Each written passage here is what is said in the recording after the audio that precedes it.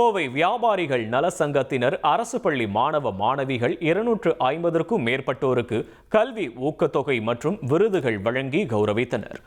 கோவை வியாபாரிகள் நலசங்கம் மற்றும் ஒலிவியா பதிப்பகம் சார்பில் கல்வி தந்தை தலைவர் காமராஜர் நூல் வெளியீட்டு விழா மற்றும் கல்வி திருவிழா சிறப்பாக நடைபெற்றது.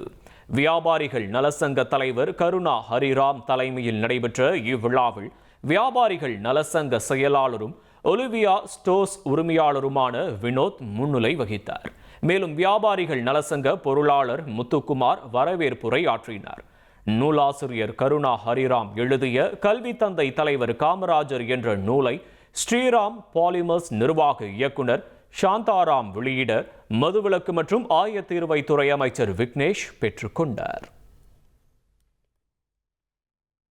ஒரு நூலாசிரியர் என்ற முறையில் இந்த தகவல்கள் வருங்கால சந்ததியினருக்கும் இன்றைய அரசியல்வாதிகளுக்கும் நாளைய அரசியல்வாதிகளுக்கும் நேற்றைய அரசியல்வாதிக்கும் பயன்படக்கூடிய அளவில் அற்புதமாக இருக்கும். நீங்கள் மீடியாவில் இருக்கிறதுனால நீங்களும் கண்டிப்பாக இதை வாசிச்சு பாருங்கள்.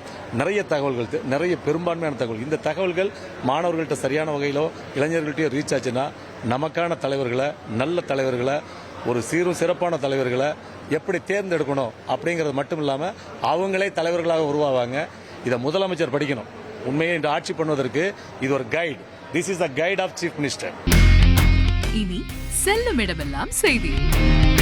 தந்தை டிவியின் வாட்ஸ்அப் சேனலை ஃபாலோ பண்ணினா செல்ல இருக்கும் இடமெல்லாம் செய்தி. இதோ QR கோட் இப்பவே ஸ்கேன் பண்ணுங்க, ஃபாலோ பண்ணுங்க.